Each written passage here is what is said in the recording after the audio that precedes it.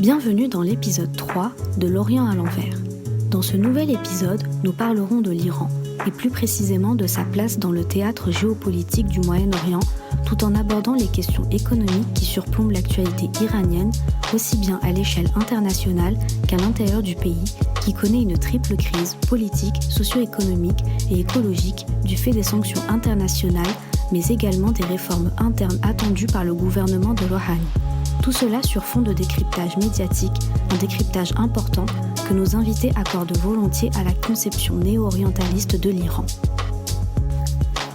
L'autre grand empire qui organise politiquement et territorialement le Moyen-Orient au début du XXe siècle, à côté de l'Empire ottoman, est la Perse, comme l'on disait dans les chancelleries européennes jusqu'en 1935. C'est un État plus faible et moins riche que l'Empire ottoman, mais qui, contrairement à lui, ne disparaît pas dans les premières décennies du XXe siècle. Il se transforme en revanche profondément, selon une chronologie comparable à celle de la fin de l'Empire ottoman, avec des tournants qui se situent dans les années 1900 et à l'époque de la Première Guerre mondiale. Lors du renversement du Shah en 1979 et la proclamation par le tout nouvellement nommé guide suprême Ayatollah Khomeini de la République islamique d'Iran, et afin de rompre avec le régime pré-révolutionnaire proche de l'Occident, Khomeini décide de couper toute relation officielle avec les États-Unis et de condamner fermement l'État d'Israël.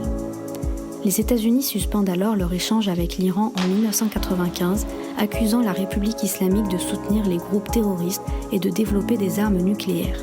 De ce fait, le gouvernement se met en marge de la communauté internationale qui, en retour, a marginalisé l'ancienne Perse. Pays très vaste, à caractère multiethnique et multilinguistique, dans l'ancien empire perse, près de 90% des Iraniens sont chiites. Parmi les sunnites, on retrouve les minorités kurdes, turkmènes et baloutches. Outre les musulmans chiites et sunnites, l'Iran compte aussi des minorités juives, chrétiennes et zoroastriennes. Aujourd'hui, l'Iran n'est désormais plus construit autour d'une simple binarité entre nationalisme et islamisme, faisant allusion à la modernité de l'un et la tradition de l'autre. Depuis le début du siècle dernier, l'Iran est impliqué dans la vie internationale. Il se retrouve au cœur des dynamiques scientifiques, industrielles, artistiques, mais aussi économiques et intellectuelles qui construisent le monde actuel. La République islamique d'Iran, en tant qu'État révolutionnaire, défenseur d'un islamisme militant et contestataire de l'ordre international, affiche des ambitions globales sur la scène internationale. Cependant, ses moyens limités et les menaces qui pèsent sur sa sécurité ont contraint ce dernier à s'engager d'abord dans son environnement régional. Après avoir connu d'indéniables succès en Syrie face aux insurgés, en Irak face à l'État islamique et même au Yémen contre l'intervention saoudienne, l'Iran doit cependant faire face à des défis de taille. La confrontation avec les États-Unis de Donald Trump et désormais de Joe Biden, mais aussi une contestation politique et sociale grandissante qui dénonce ce système milicien, aussi bien en Iran même que dans les pays où il reste présent, tels que l'Irak et le Liban. Si son actualité reste diverse et largement déployée à tous les domaines, l'Iran reste toujours victime de son traitement médiatique, un parfait exemple de l'image que les Occidentaux ont d'un Orient compliqué. De la remise en question des accords nucléaires passés en 2015 à l'expansion du chiisme dans la région, l'Iran fascine, mais l'Iran inquiète. Depuis plusieurs années déjà, le pays fait presque quotidiennement les unes internationales en raison de son programme nucléaire et de son engagement militaire dans la région. Nombreux sont les articles de presse, scientifiques et de livres sur toutes les facettes de l'Iran, ce qui est très facile de se perdre dans toute cette documentation. Pourquoi cette surexposition ? Quels sont les intérêts cachés ? Comment s'informer justement sur l'Iran lorsque les voix de la presse locale sont menacées, voire réduites sous silence par le gouvernement mis en place ? Quelle place l'Iran occupe-t-il dans le paysage moyen-oriental ? Afin de mieux décrypter la politique régionale de l'Iran et son positionnement sur la scène internationale, avec nous, Ali Fathoullah-Nejad, politologue spécialisé sur l'Iran et titulaire d'un doctorat en relations internationales à la SOAS University de Londres, et il est l'auteur d'un ouvrage autour de la place de l'Iran dans le nouvel ordre mondial depuis Ahmadinejad à Rouhani, paru en mars dernier, mais également de nombreux articles sur les protestations à l'intérieur même du pays en 2017 et 2018 qui reviennent sur la triple crise que connaît le pays. Pour mieux comprendre les limites au journalisme et à la recherche universitaire qui est aujourd'hui un réel frein au décryptage de l'actualité iranienne, avec nous, Razal Golshiri, journaliste au Monde et ancienne correspondante pendant 3 ans en Iran, mais également Assal Bagheri, docteur en sémiologie et linguistique et spécialiste du cinéma iranien, Elle est auteure de la thèse autour des relations hommes-femmes dans le cinéma iranien post-révolutionnaire. S'informer sur l'Iran depuis la France reste encore aujourd'hui une affaire difficile, ce qui nous amène à nous interroger sur les conditions d'exercice du journalisme en Iran et sur l'accès à une information locale. Plusieurs articles font état d'emprisonnement et ou d'exécution de journalistes et de chercheurs. À titre d'exemple, jusqu'en janvier 2021, la chercheuse franco-iranienne Fariba Abdelka était privée de liberté depuis 600 jours. De même, Amnesty International écrivait en 2020 que, je cite, « En Iran, le régime multiplie les exécutions pour instiller la peur et contrôler la société. » Mais qu'en est-il vraiment ? Justement, après la sortie unilatérale de l'ancien président américain Donald Trump, cette ouverture vers le monde, cette détente avec la communauté internationale que promettait Rouhani, on va dire, a presque échoué. Donc cette ouverture, cette parenthèse d'ouverture a pris fin aussi. Et donc moi je pense que oui, évidemment, il y a beaucoup de clichés sur l'Iran, il y a un vrai prisme sur la société iranienne.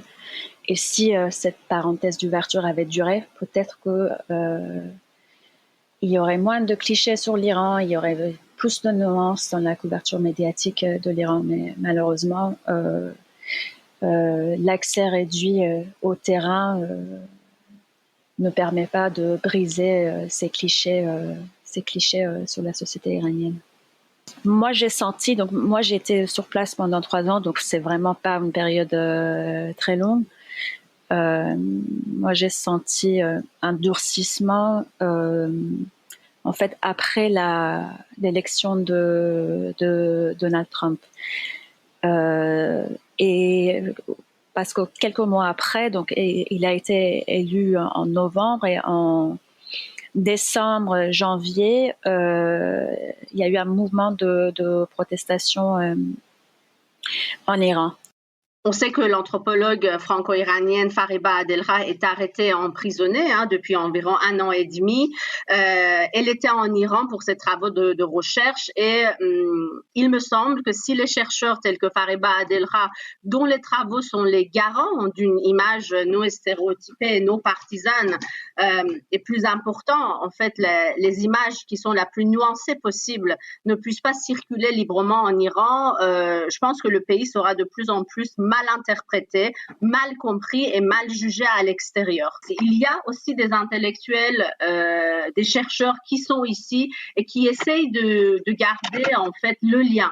Le pont est très important. Les choix que nous faisons quand nous vivons à l'étranger, c'est très important.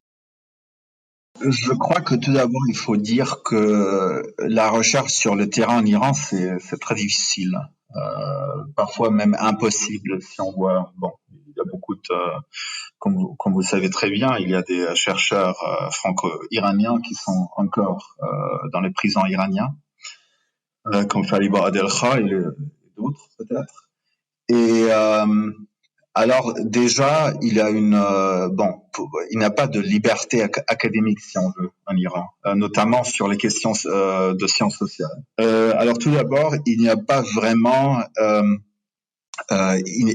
les sources indépendantes sur l'Iran sont très rares. Peut-être dans le monde allemanophone ou de langue allemande, on a 1 ou 2 sources en allemand qui peuvent être considérées comme indépendantes. C'est-à-dire, ils sont critiques vis-à-vis de l'Occident, mais aussi du régime iranien.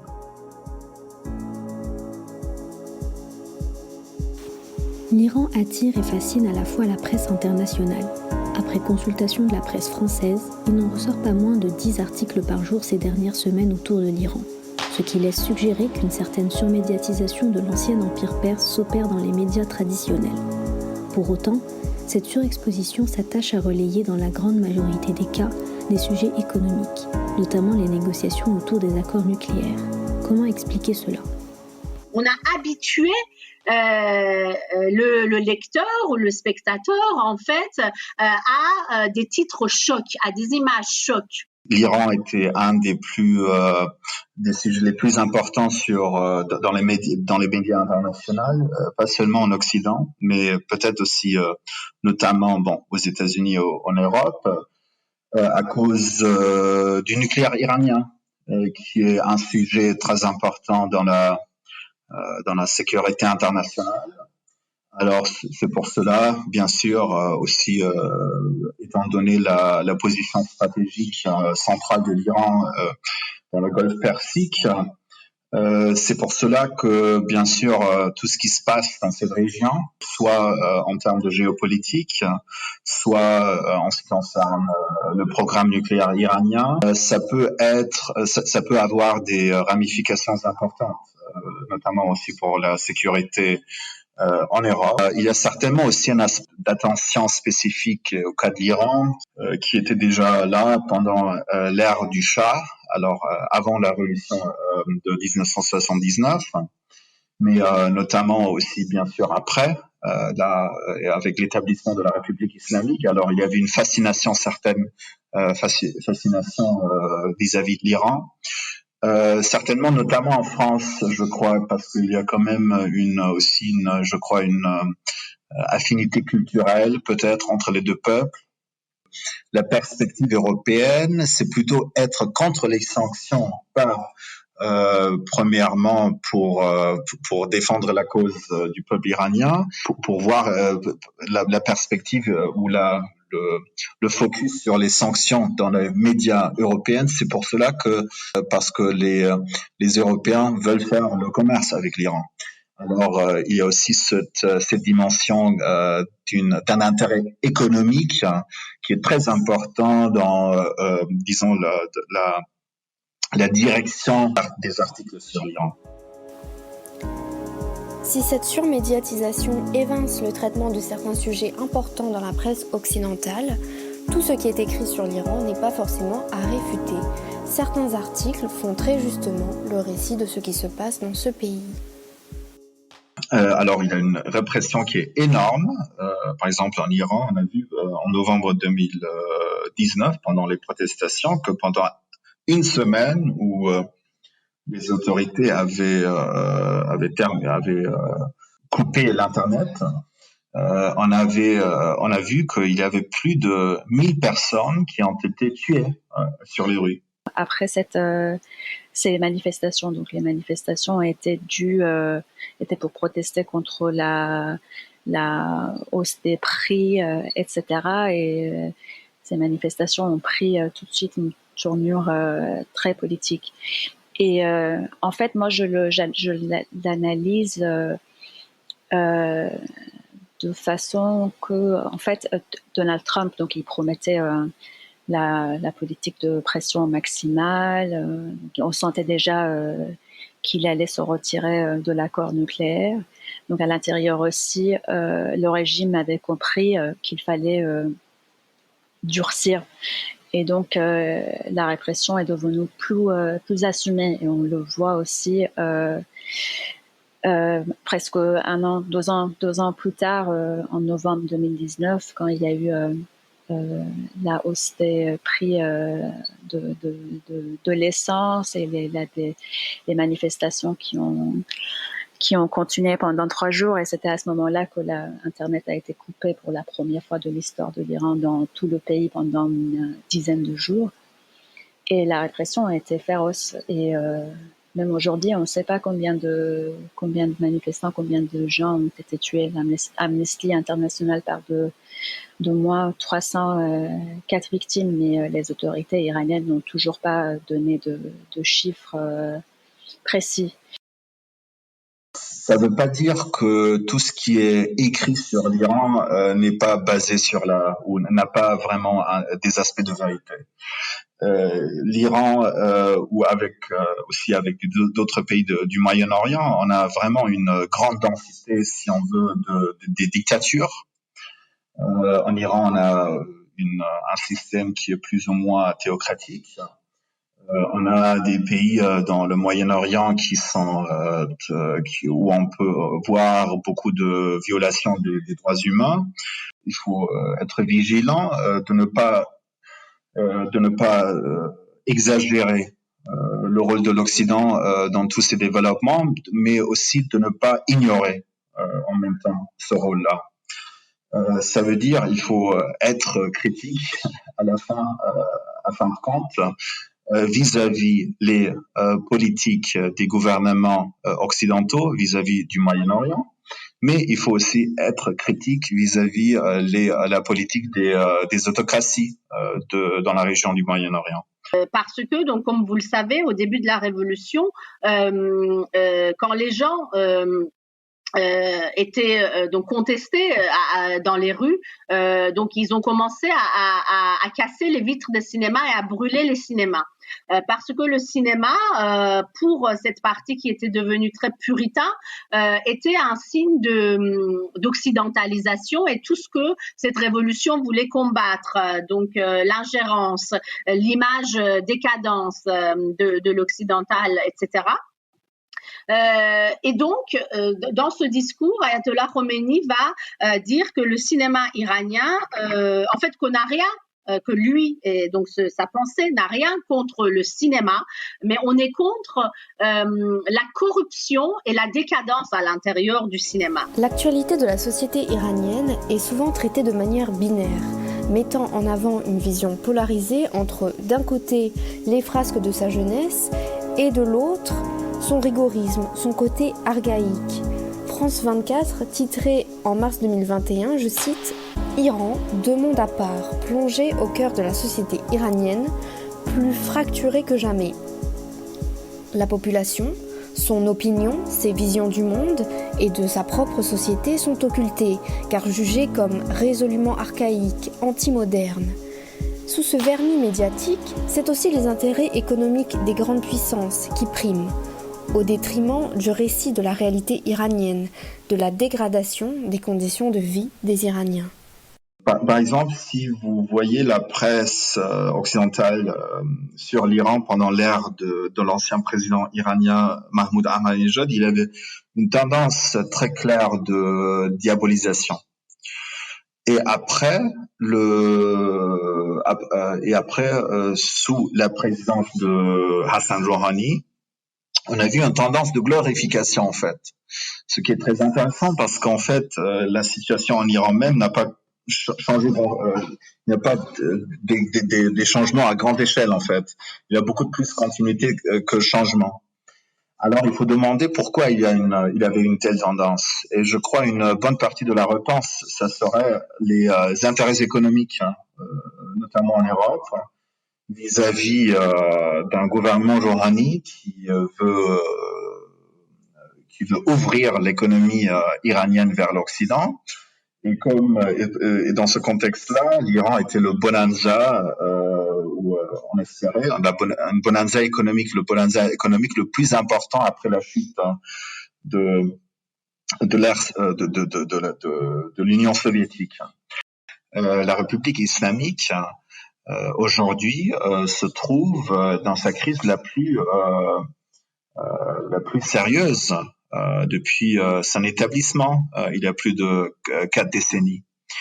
Alors c'est une situation très très difficile. Alors il y a une pression énorme en Iran même à cause de ce mécontentement vachement vaste populaire vis-à-vis du régime, mais aussi il y a une pression énorme sur le plan international avec des sanctions très dures et paralysantes qui ont recommencé sous l'administration de Trump après que les États-Unis ont quitté le traité sur le nucléaire iranien en mai 2018. Et depuis là, on a vu une décimation des revenus pétroliers de l'Iran. Alors, ces sanctions sont aussi un point énorme sur des échelles en fait, pour le régime, parce que ses revenus sont vraiment limités maintenant. Et de l'autre côté aussi sur la société, sur la population civile.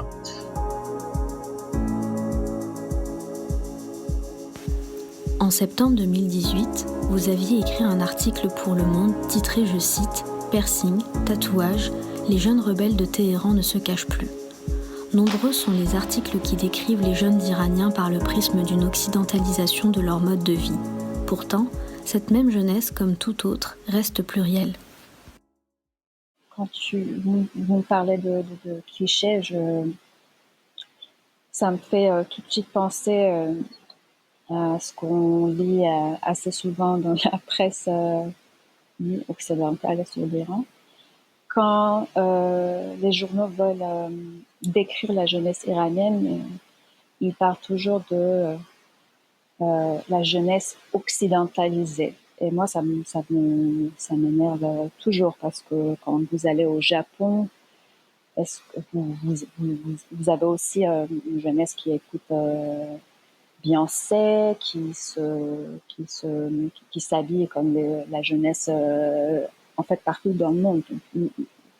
Donc c'est l'un des clichés qui m'embête toujours dans le traitement médiatique de l'Iran. C'est comme si l'Occident était le centre du monde. Et donc être jeune, vraiment jeune, ça veut dire être occidentalisé. Donc moi, je cite toujours l'exemple du film ou de la BD Persepolis de Narjun Satrapi, qui reste même aujourd'hui très cohérent et très pertinent de la réalité en Iran. Mais en fait, donc en Iran, il y a deux espaces, l'espace public et l'espace privé. À partir du moment où tu franchis le seuil de la porte de quelqu'un, tu es déjà dans la scène underground. Donc tout ce qui se passe à l'intérieur peut être mal vu, répréhensible par les autorités, par les règles. Avec Assal Bagheri, nous sommes revenus sur le rôle important du cinéma iranien. Bien plus qu'un art, il est le meilleur exemple de la représentation d'une société plurielle telle que celle de l'Iran. Ce qui est très intéressant au niveau du cinéma iranien, en fait, il me semble, c'est le lien entre le cinéma iranien, notamment le cinéma dit donc le cinéma social, et la représentation des revendications iraniennes en général. Le cinéma arrive à s'emparer assez, je dirais, royalement et d'une manière très efficace et bien fait. Voyez-vous, par exemple, les revendications des droits des femmes est un sujet omniprésent sur les écrans iraniens. Après, en Iran, en fait, la représentation de cette jeunesse s'avère un peu compliquée.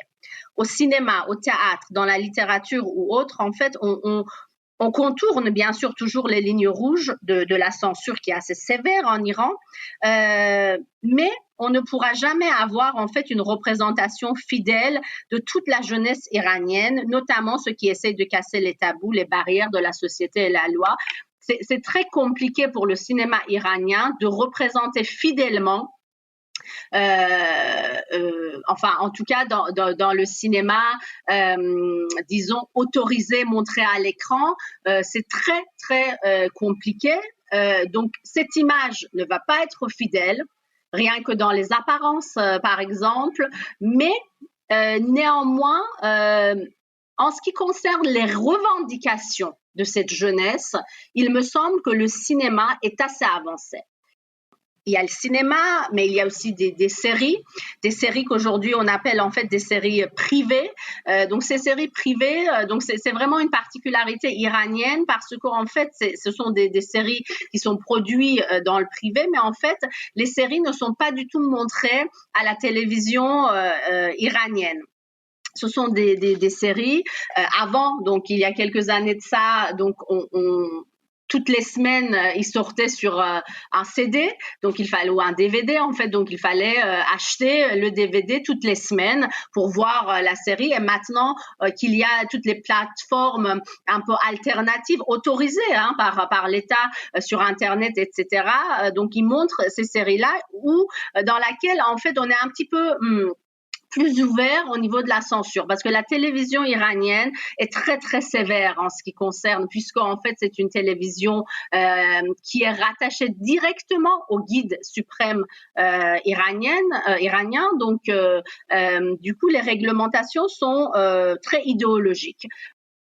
Les productions cinématographiques iraniennes reflètent certains aspects de cette société, même si certaines d'entre elles sont également teintées par un néo-orientalisme qu'Assal nous explique. Bon, il y a bien évidemment des exceptions, mais il y a toujours derrière, soit central, soit derrière, en fait, c'est une forme d'exotisme, hein. Même si on ne s'en parle, c'est pour moi en fait, j'appelle ça la nouvelle orientalisme.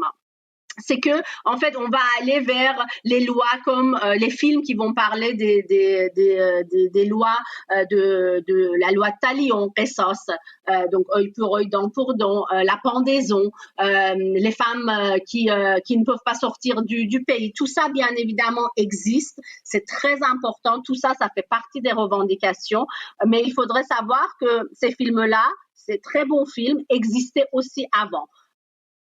De façon très soutenue, l'Iran est présenté à la fois comme une exception dans la région du fait de son identité politique chiite, mais également par cette identité chiite comme une menace à travers son expansion régionale et sa présence milicienne en Syrie.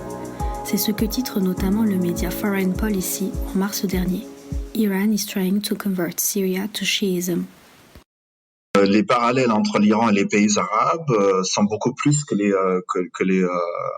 les différences, parce que parfois il y a aussi une tendance dans la média européenne de singulariser l'Iran, l'exception iranienne, parce qu'on dit bon, l'Iran c'est pas un pays arabe, et voilà, c'est un pays persan. On suggère que l'Iran c'est plutôt occidental et pas assez, moyen-oriental comme les pays arabes. Alors il y a une tendance aussi néo-orientaliste. Alors si on parle de ce conflit où l'Iran émerge de façon prominente, il faut parler des autres aussi acteurs qui sont problématiques, notamment l'Arabie Saoudite, mais aussi Israël certainement. Mais c'est vrai que l'Iran a poursuivi une politique étrangère dans le Moyen-Orient depuis des années déjà, qui est certainement problématique. L'Iran a poursuivi une politique expansive, si on veut, notamment en Irak, aussi au Liban et en Syrie. Mais quand on parle des autres crises dans la région, par exemple du Bahreïn ou du Yémen, il faut tout d'abord parler de la responsabilité de l'Arabie Saoudite. Alors ça dépend de quel conflit on parle. Du fait de sa politique dite asymétrique, selon le chercheur Ali Fetholanejad, l'Iran se retrouve aujourd'hui isolé et constitue des alliances pour la plupart non étatiques, un moyen de sauvegarder son expansion régionale. L'Iran n'a pas les mêmes alliances que d'autres pays dans la région. Alors l'Iran est bien sûr dans une position géostratégique isolée et c'est pour cela que Téhéran a poursuivi une politique étrangère dans la région qui est basée sur le soutien des groupes des paramilitaires dans la région, en Irak, en Syrie et par exemple au Liban avec le Hezbollah, parce qu'on n'a pas ces alliances étatiques. Dans la presse occidentale, l'Iran est souvent perçu comme une menace. Qu'est-ce qui explique cette vision de l'Iran ? Sous l'administration Trump, les échanges et les négociations avaient été stoppés. L'Orient le jour, titré en octobre 2020, Iran avec Biden, une rupture radicale. En mars 2021, Le Parisien titrait également accord sur le nucléaire, les États-Unis réaffirment être prêts à rencontrer l'Iran qui refuse le dialogue. Peut-on espérer du changement pour l'Iran, aussi bien dans sa politique extérieure que sa politique intérieure ? Moi, je dirais qu'il faut commencer à dire que dans le Moyen-Orient, c'est pas seulement l'Iran qui est un acteur problématique. Alors, on a plusieurs acteurs problématiques. Alors, une obsession envers l'Iran, ce serait fausse, ou une obsession seulement sur, par exemple, l'Arabie Saoudite, ça serait aussi suffisante. Ça veut dire que au Moyen-Orient, on voit depuis des décennies déjà qu'il y a certainement beaucoup de pays qui sont des acteurs problématiques. Ce qui est important de comprendre, c'est que le soft power a disparu et laisse place aujourd'hui à des menaces directes envers les États-Unis à travers majoritairement le soutien apporté aux groupes paramilitaires de la région, notamment en Irak. Alors, ce que l'administration Biden semble vouloir faire, c'est de revenir sur le traité nucléaire.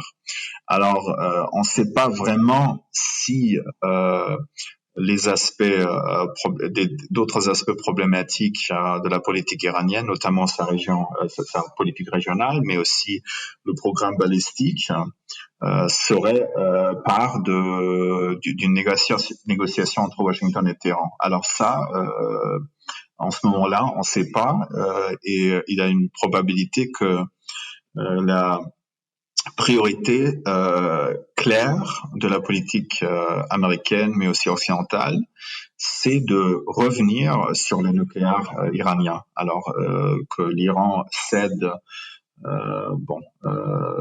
l'Iran cède une grande partie de son programme nucléaire, et en échange, les sanctions américaines soient limitées. En amont de cette menace, le chercheur Ali Fathullah Nejad justifie la présence médiatique très soutenue par, je cite, une obsession du nucléaire iranien. L'obsession avec le nucléaire iranien ne veut pas résoudre les problèmes les plus importants de la région. Tout d'abord, comme j'avais dit, il y a la République islamique se confronte avec les pressions énorme de l'intérieur, mais aussi de l'extérieur. Alors déjà ça, c'est un contexte vachement important. Deuxièmement, il y a une désillusion, il y a un mécontentement énorme populaire vis-à-vis le régime, et le régime le sait très bien. Un exemple très fort, c'était le taux très bas historiquement de participation dans les élections parlementaires l'année dernière. Alors, on craint la même chose pour les élections présidentielles, que le taux de participation serait très très bas. En juin prochain auront lieu les élections présidentielles en Iran. L'occasion de revenir avec nos invités sur les perspectives d'avenir et le choix des candidats. Mars, donc il nous reste 3 mois avant la prochaine présidentielle. Et donc, aujourd'hui, on ne sait même pas les candidats, on ne connaît même pas tous les candidats en lice. Il y a eu quelques candidatures qui ont déjà été annoncées. Il s'agit d'un ancien gardien de la Révolution. Donc, les gardiens de la Révolution, c'est l'armée idéologique du pays qui a pris beaucoup de pouvoir économique et politique ces dernières années. Et déjà, à l'intérieur de l'Iran, dans la presse iranienne, du fait de la candidature de ce membre, de ce chef des gardiens de la Révolution, on parle beaucoup de l'arrivée au pouvoir présidentiel d'un homme de l'armée.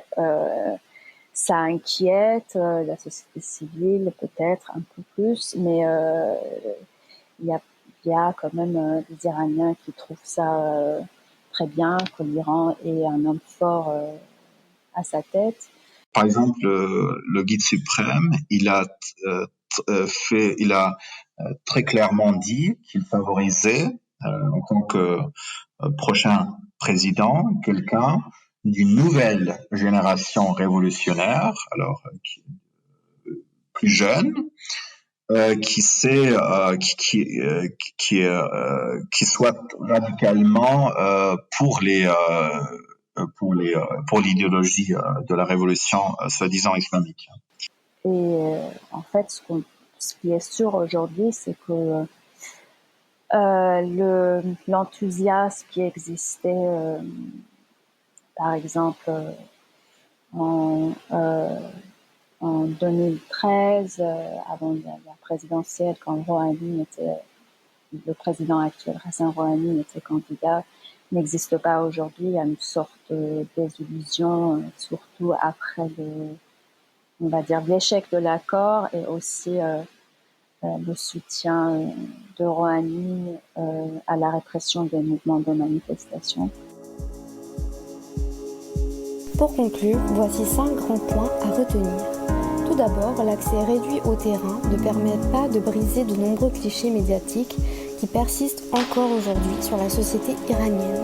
Comme le dit très justement Madame Assal Bagheri, si les travaux des chercheurs qui sont garants d'une image non stéréotypée, non partisane ne peuvent pas circuler en Iran, le pays court le risque d'être de plus en plus mal interprété, mal compris et mal jugé à l'extérieur.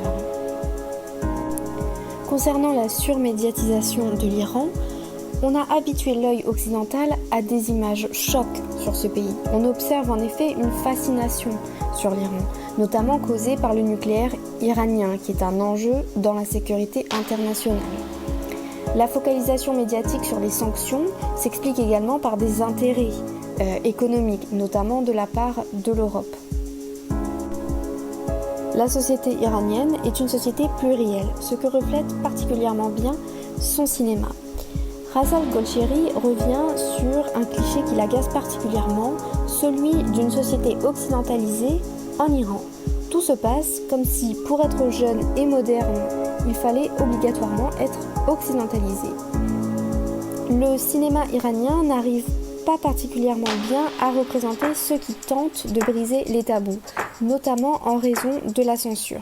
Néanmoins, il faut dire que les productions cinématographiques du pays mettent très très bien en relief les revendications de la société iranienne.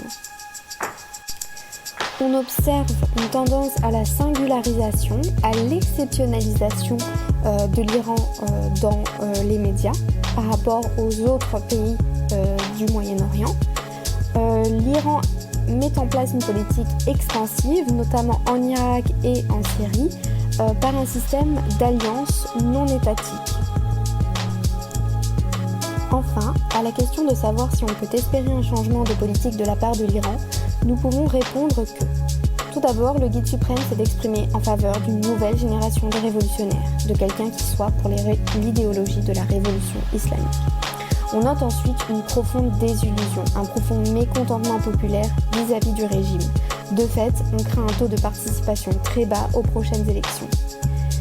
La priorité pour l'administration de Biden et pour l'Occident en général semble être aujourd'hui de pouvoir revenir, de pouvoir réouvrir le dialogue sur le nucléaire iranien. Nous tenions à remercier nos intervenants. Leurs témoignages et prises de position sont le reflet de leur propre expérience personnelle. Loin de délivrer une vérité absolue, ils éclairent et alertent sur le danger d'une histoire unique et soulignent les subtiles complexités d'une information locale.